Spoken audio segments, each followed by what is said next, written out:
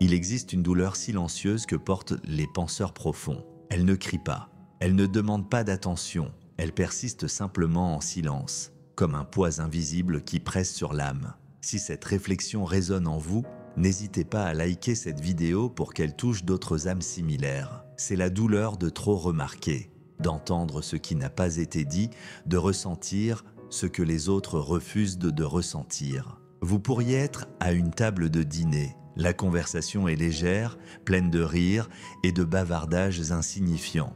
Quelqu'un parle de la météo, un autre partage les derniers le potin. Tout le monde acquiesce, sourit, joue le jeu.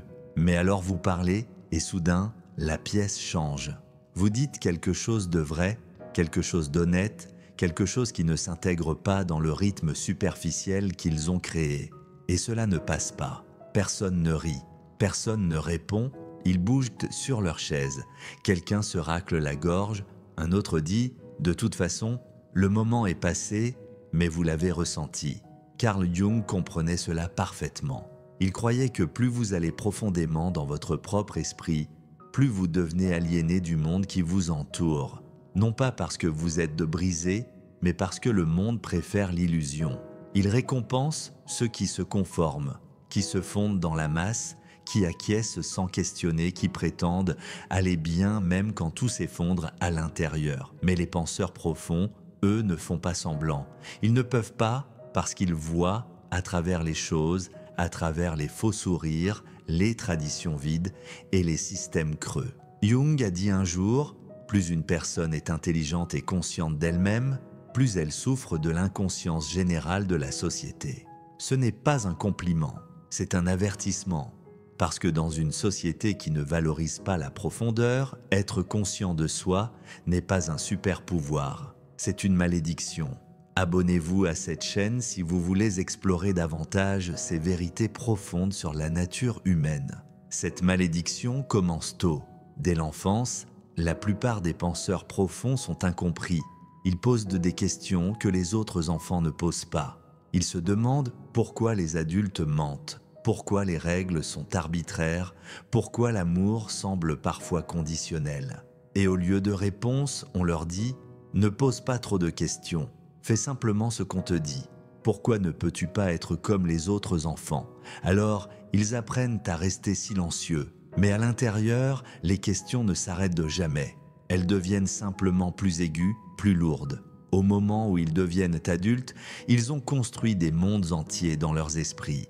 Des mondes remplis de pensées inexprimées, de vérités invisibles et de sentiments inexplorés. Carl Jung croyait que la société craint ce qu'elle ne comprend pas, et les penseurs profonds sont profondément incompris. Quand vous exprimez une idée complexe, les gens pensent que vous vous vantez. Quand vous restez silencieux, ils pensent que vous les jugez. Quand vous parlez de traumatisme, ils pensent que vous êtes dramatique. Quand vous posez des questions, ils disent que vous réfléchissez trop. Mais vous ne réfléchissez pas trop. Vous voyez clairement, vous observez ce que les autres ratent et vous ressentez ce que les autres ont peur de ressentir. Et cela met les gens mal à l'aise, non pas parce que vous avez tort, mais parce que vous avez raison. Vous dites des vérités que les autres passent leur vie entière à éviter. Vous apportez de la lumière aux ombres qu'ils ont gardées enterrées. Vous leur rappelez que quelque chose manque et ce rappel est douloureux. C'est pourquoi les penseurs profonds sont souvent accueillis avec résistance, moquerie ou distance. Non pas à cause de qui ils sont, mais à cause de ce qu'ils représentent. Un miroir de tout ce qui a été supprimé. Jung appelait cela la rencontre avec l'ombre, et la plupart des gens ne veulent pas rencontrer leur ombre. Alors, ils rejettent la personne qui la reflète. Cette personne, c'est souvent vous. Avez-vous déjà essayé d'avertir quelqu'un, de lui dire une vérité difficile avant qu'il ne soit trop tard, de l'aider à voir un schéma qui le détruisait, et au lieu de gratitude, vous avez reçu le silence, la colère, ou vous avez été complètement ignoré. Vous n'étiez pas négatif. Vous étiez réel, mais le réel est dangereux. Le réel ne se vend pas. Le réel ne divertit pas. Le réel fait réfléchir les gens, et réfléchir fait mal. Jung disait que la plupart des gens ne pensent pas. Ils réarrangent simplement leurs préjugés. Ils répètent ce qu'ils ont entendu. Ils défendent ce qu'on leur a enseigné. Ils jouent un rôle. Mais les penseurs profonds, eux, questionnent. Ils déconstruisent. Ils reconstruisent. Ils restent éveillés la nuit à lutter contre les contradictions. Ils ne cherchent pas l'approbation. Ils cherchent la compréhension. Et ce faisant, ils perdent souvent l'approbation de ceux qui vivent à la surface. C'est la tragédie de la conscience. Plus vous vous éveillez, plus vous devenez isolé. Non pas parce que vous êtes brisé, mais parce que tout le monde dort. Et pourtant, vous essayez encore de vous connecter. Vous essayez d'atténuer votre lumière pour mettre les autres à l'aise. Vous essayez d'adoucir vos mots pour ne pas les effrayer. Vous essayez de vous intégrer. Mais cela ne marche jamais parce que la vérité a une fréquence. Et une fois que vous vibrez à ce niveau, vous ne pouvez plus faire semblant. Alors que faites-vous? Où allez-vous? Comment vivez-vous dans un monde qui craint ce que vous êtes? Jung appelait cela la mentalité de masse. C'est l'idée que la plupart des gens ne pensent pas de manière indépendante. Ils n'explorent pas la vérité par eux-mêmes. Ils absorbent simplement ce que la culture leur donne sans se demander si c'est réel, si c'est juste ou si c'est même à eux de le croire. Dès le moment où vous entrez dans ce monde, on vous tend un script. On vous dit ce qui est bien, ce qui est mal, ce que signifie le succès, à quoi ressemble l'échec. On vous apprend à concourir, à obéir, à sourire, même quand vous êtes triste, à être gentil même quand quelqu'un vous manque de respect. Et si vous suivez ce script, le monde applaudit. Il vous appelle mature, réussi, bien adapté. Mais si vous le questionnez, si vous demandez « Pourquoi faisons-nous cela ?», si vous dites « Cela ne me semble pas juste », soudain vous êtes le problème. Jung croyait que l'âme n'est pas faite pour bouger à la vitesse de la vie moderne. Elle a besoin d'espace, de silence, de tranquillité, d'ombre. Mais les penseurs profonds ne cherchent pas seulement cet espace, ils le créent. Et quand ils le font, les gens autour d'eux se sentent mal à l'aise. Quand un penseur profond entre dans une pièce, il porte une certaine présence, une tranquillité qui n'est pas vide mais pleine. Un regard qui ne fait pas que regarder mais qui voit, et les gens le ressentent, ils se sentent vus. Jung a dit « La solitude ne vient pas du fait d'être seul, mais de l'incapacité à communiquer les choses qui vous semblent importantes. » Cette phrase fait mal, n'est-ce pas? Parce que vous savez qu'elle est vraie. Combien de fois avez-vous voulu parler de quelque chose de réel, quelque chose sur le sens, le traumatisme, la vie, la mort, le but, seulement pour être accueilli par le silence ou des bavardages superficiels? Si vous ressentez cette connexion profonde avec ces mots, soutenez cette chaîne en vous abonnant pour plus de contenu authentique. C'est pourquoi de nombreux penseurs profonds sont étiquetés comme solitaires ou bizarres, non pas parce qu'ils le sont, mais parce qu'ils vivent à une fréquence sur laquelle la plupart des gens ne sont pas accordés. Être un penseur profond ne rend pas la vie plus facile. Cela la rend plus difficile parce que vous n'avez pas le droit de faire semblant. Vous n'avez pas le droit de vous mentir. Vous n'avez pas le droit d'ignorer la douleur dans votre poitrine quand les choses ne s'alignent pas. Vous ressentez tout, la beauté, la tragédie, le chaos, le silence. Et dans un monde qui vous dit de vous engourdir, de scroller, de passer à autre chose, ressentir est une rébellion. Alors, rebellez-vous. Jung croyait que l'espoir le plus grand du monde réside dans les individus assez courageux pour rester conscients dans une société inconsciente. Assez courageux pour continuer à questionner même quand cela fait mal. Assez courageux pour rester éveillé même quand le sommeil semble si tentant. Vous êtes cet espoir. Mais soyons réalistes, les penseurs profonds ne sont pas ici pour être compris par la majorité. Ils sont ici pour éveiller quelques-uns. Peut-être n'êtes-vous pas fait pour être aimé de tous. Peut-être êtes-vous fait pour être un miroir, pour montrer aux gens ce qu'ils ont oublié, pour dire ce que les autres ont peur de dire. Jung croyait qu'une fois que nous embrassons notre complexité intérieure, nous devenons un remède. Pas de manière grandiose ou héroïque, mais de manière silencieuse. Par la façon dont nous écoutons profondément, dont nous créons de l'espace, dont nous refusons de détourner le regard. Vous n'avez pas besoin de devenir un gourou ou d'écrire un livre ou de réparer le monde. Vous devez simplement rester éveillé, honorer votre profondeur, arrêter de vous excuser pour qui vous êtes. Cela en soi est révolutionnaire. Si cette vidéo vous a fait vous sentir vu, si ces mots ont fait écho à quelque chose en vous, cette douleur que vous n'avez jamais pu expliquer, alors gardons cet espace vivant. Likez cette vidéo pour qu'elle atteigne plus de personnes comme nous. Commentez ci-dessous avec juste un mot qui décrit ce que vous ressentez vraiment maintenant. Abonnez-vous et restez proches, car ici vous n'aurez jamais à vous excuser pour votre esprit. Le monde peut détester les penseurs profonds, mais avec le temps, ils réaliseront que nous étions ceux qui essayions de le sauver, silencieusement, avec amour, impitoyablement, même quand personne ne le remarquait. Et lentement, les bonnes personnes vous trouveront, celles qui ont soif de profondeur, celles qui pensent en métaphores, qui voient des symboles dans les rêves, qui demandent pourquoi avant de demander combien. Ces personnes existent et elles cherchent quelqu'un comme vous, quelqu'un qui les fait se sentir moins seuls dans leurs pensées, moins étrangères dans leur vérité, moins brisés dans leur beauté. Mais elles ne vous trouveront que si vous arrêtez de vous cacher. Alors laissez le monde vous mal comprendre. Laissez-les vous appeler trop sérieux, trop émotionnel, trop intense. Souriez doucement et allez encore plus profond, parce que la vérité est que ce monde a besoin de vous, pas de vous filtrer, pas de vous atténuer, pas de la version agréable et souriante sur demande de vous. Il a besoin de votre authenticité, de vos questions, de votre silence, de votre courage. Carl Jung croyait que ce n'est que lorsque les individus se transforment eux-mêmes que la société peut vraiment évoluer. Et qui transforme la société? Pas les plus bruyants, pas les plus riches, pas les plus tendances, mais les plus conscients, ceux qui osent aller à l'intérieur et revenir avec de la lumière. C'est vous. Alors arrêtez de demander la permission d'être réel. Arrêtez d'attendre que le monde vous valorise. Commencez à vous valoriser si profondément que les autres n'ont d'autre choix que de s'élever ou de partir.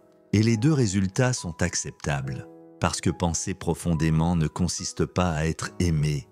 Il s'agit d'être fidèle à soi-même, à son âme, à sa raison d'être ici, dans ce monde où tout semble superficiel, où les conversations restent en surface, où l'authenticité est souvent perçue comme une faiblesse. Vous représentez quelque chose de rare et de précieux. Vous êtes celui qui pose les questions que personne n'ose poser, celui qui ressent les émotions que les autres préfèrent éviter, celui qui voit les connexions invisibles entre les choses. Cette capacité n'est pas un fardeau, même si elle peut parfois sembler lourde à porter. Jung parlait de l'individuation, ce processus par lequel une personne intègre les aspects conscients et inconscients de sa psyché pour devenir complète. Ce processus est particulièrement intense pour les penseurs profonds, car ils sont naturellement attirés vers l'exploration de leur monde intérieur. Mais cette exploration a un prix.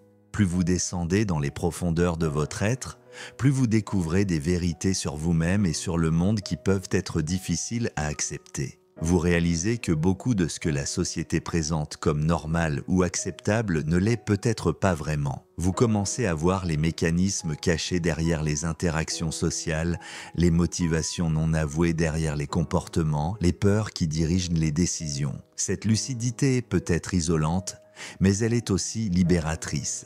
Car une fois que vous voyez clairement, vous ne pouvez plus participer au jeu de façade. Vous ne pouvez plus prétendre que tout va bien quand ce n'est pas le cas. Vous ne pouvez plus sourire poliment quand quelque chose vous semble fondamentalement faux. Cette intégrité, cette cohérence entre vos valeurs intérieures et vos actions extérieures, c'est ce qui fait de vous un phare dans l'obscurité.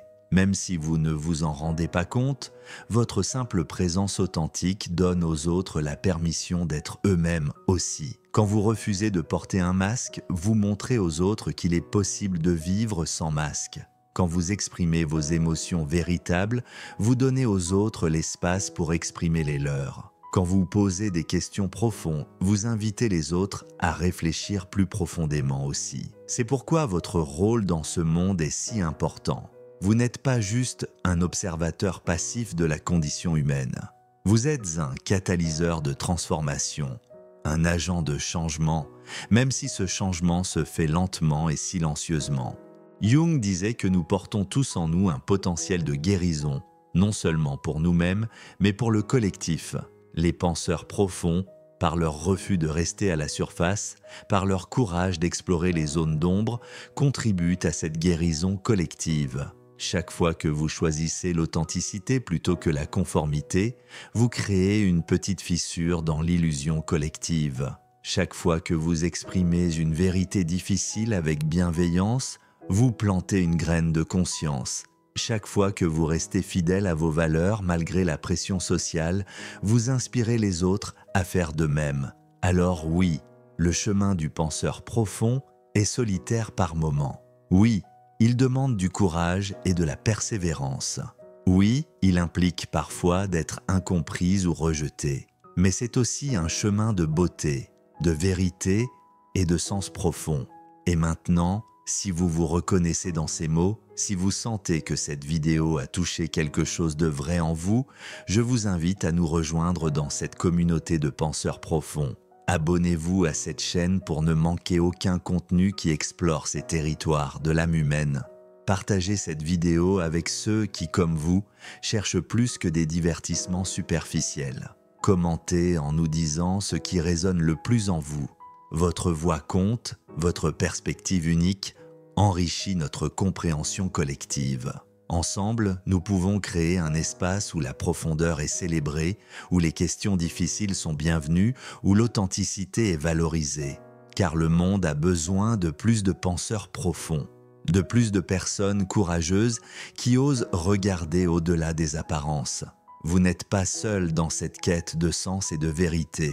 Et ensemble, nous continuons à éclairer les coins sombres de l'existence humaine, une réflexion à la fois. Dans cette quête de vérité et d'authenticité, vous découvrirez que votre sensibilité n'est pas une faiblesse, mais une force extraordinaire. Là où d'autres voient de la vulnérabilité, Jung voyait une connexion profonde avec l'essence même de l'humanité. Les penseurs profonds possèdent cette capacité rare de ressentir non seulement leurs propres émotions, mais aussi celles des autres, parfois même celles du collectif. C'est ce que Jung appelait la participation mystique, cette connexion invisible qui vous permet de percevoir les courants émotionnels sous-jacents dans n'importe quelle situation. Quand vous entrez dans une pièce et que vous ressentez immédiatement la tension, même si tout le monde sourit, ce n'est pas de la paranoïa. C'est votre système nerveux hautement développé qui capte les signaux subtils que d'autres ignorent. Quand vous sentez qu'une personne souffre derrière son apparence joyeuse, vous accédez à une vérité plus profonde. Cette sensibilité peut sembler épuisante, et elle l'est parfois. Mais elle vous donne aussi accès à des dimensions de l'expérience humaine que peu de gens connaissent. Vous vivez la vie en haute définition émotionnelle, et bien que cela puisse être intense, c'est aussi d'une richesse incomparable. Jung parlait de l'importance des symboles et des archétypes dans notre psyché. Les penseurs profonds ont souvent une relation naturelle avec ce langage symbolique. Vous rêvez probablement de manière plus vivante que la moyenne. Vous voyez des signes et des synchronicités là où d'autres ne voient que des coïncidences. Cette capacité à percevoir les patterns cachés, les connexions subtiles entre les événements, fait de vous un détecteur naturel de sens.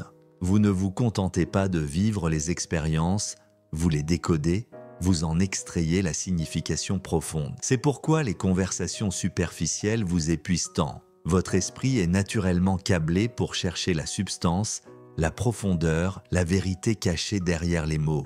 Quand quelqu'un vous demande « Comment ça va ?», vous entendez vraiment la question et vous aimeriez donner une réponse vraie, nuancée, authentique. Mais vous avez appris que la plupart des gens ne veulent pas vraiment savoir. Ils veulent juste accomplir le rituel social. Alors vous apprenez à jouer le jeu, à donner les réponses attendues, tout en gardant votre véritable expérience pour vous. Cette double vie, celle que vous montrez au monde et celle que vous vivez intérieurement, peut créer un sentiment de fragmentation. Jung appelait cela le conflit entre la persona et le soi authentique. La personne est le masque que nous portons pour nous adapter aux attentes sociales. Le soi authentique est qui nous sommes vraiment. Pour les penseurs profonds, cet écart peut être particulièrement douloureux parce que votre nature vous pousse vers l'authenticité. Vous voulez être entier, cohérent, vrai. Mais le monde semble souvent récompenser la fragmentation, la performance, l'adaptation. La clé est de trouver des espaces et des relations où vous pouvez être entièrement vous-même. Ces espaces peuvent être rares, mais ils existent. Parfois, c'est dans la solitude créative. Parfois, c'est avec un ami proche qui comprend votre nature. Parfois, c'est dans des communautés en ligne de personnes qui partagent votre quête de profondeur. Si vous cherchez ces espaces d'authenticité, cette chaîne veut être l'un d'eux. Abonnez-vous pour rejoindre une communauté qui valorise la réflexion profonde et l'expression authentique de soi. Jung croyait que nous avons tous un potentiel créatif immense, mais que ce potentiel est souvent étouffé par les exigences de la conformité sociale. Les penseurs profonds, par leur nature même, résistent à cette suppression. Ils continuent à créer, même si c'est dans l'ombre, même si personne ne regarde. Votre créativité peut prendre 1000 formes. Peut-être écrivez-vous dans un journal que personne ne lit jamais. Peut-être composez-vous de la musique que vous ne partagez pas. Peut-être avez-vous des idées révolutionnaires que vous gardez pour vous parce que vous craignez qu'elles ne soient pas comprises. Mais cette créativité cachée fait partie de votre contribution au monde. Même si elle reste invisible, elle transforme votre perception de la réalité et cette transformation se transmet subtilement à travers vos interactions avec les autres. Vous êtes comme un chercheur dans le laboratoire de la conscience humaine. Chaque jour, vous menez des expériences intérieures, vous testez des hypothèses sur la nature de l'existence, vous explorez des territoires psychologiques que peu d'autres osent visiter. Ces explorations ne sont pas vaines. Elles contribuent à l'évolution de la conscience collective. Jung parlait de l'inconscient collectif comme d'un réservoir commun d'expériences humaines. Quand vous faites un travail profond sur vous-même, quand vous intégrez des aspects de votre psyché, vous enrichissez ce réservoir commun. C'est pourquoi votre parcours intérieur, même s'il semble solitaire, a des répercussions qui dépassent votre expérience personnelle. Vous ouvrez des chemins que d'autres pourront emprunter. Vous défrichez des territoires psychologiques que d'autres pourront explorer. Dans nos vies quotidiennes, nous sommes souvent bombardés d'informations et de stimulations qui nous éloignent de cette profondeur intérieure. Les réseaux sociaux, les actualités, la pression professionnelle, tout semble conspirer pour nous maintenir à la surface. Mais vous, en tant que penseur profond, vous avez développé une résistance naturelle à cette superficialité. Vous continuez à plonger même quand le monde vous tire vers le haut. Cette persistance est votre super pouvoir. Chaque moment de réflexion profonde est un acte de rébellion contre la culture de la distraction. Chaque question que vous posez est une invitation à aller au-delà des réponses toutes faites. Chaque émotion que vous ressentez pleinement est une protestation contre l'engourdissement émotionnel. Et petit à petit, cette résistance crée des ondulations. Les personnes autour de vous commencent à remarquer qu'il existe une autre façon d'être. Ils voient en vous quelqu'un qui vit avec plus d'intensité, plus de conscience, plus de présence. Certains seront attirés par cette qualité, d'autres en seront dérangés. Mais dans les deux cas, votre simple existence remet en question le status quo. Vous devenez un miroir qui reflète les possibilités non explorées de l'expérience humaine. Jung disait que le but de la vie n'est pas le bonheur mais la complétude. Pour les penseurs profonds, cette complétude passe par l'intégration de tous les aspects de leur personnalité, les lumières et les ombres, les forces et les vulnérabilités, les certitudes et les doutes. Ce processus d'intégration est long et parfois difficile. Il demande du courage pour regarder en face les parties de vous-même que vous préféreriez ignorer.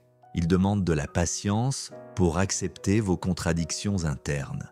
Il demande de la compassion pour vous pardonner vos imperfections. Mais c'est aussi le chemin vers une authenticité profonde. Quand vous acceptez toutes les facettes de votre être, vous n'avez plus besoin de prétendre être quelqu'un d'autre. Vous pouvez simplement être vous-même dans toute votre complexité magnifique. Cette authenticité devient alors un cadeau que vous offrez au monde. Dans une société qui promeut souvent l'uniformité, votre unicité devient une source d'inspiration pour ceux qui cherchent leur propre chemin vers l'authenticité. Si ce message résonne avec votre expérience, si vous sentez que vous faites partie de cette communauté de chercheurs de vérité, montrez-le en likant cette vidéo. Vos likes nous aident à atteindre d'autres âmes en quête de profondeur et de sens.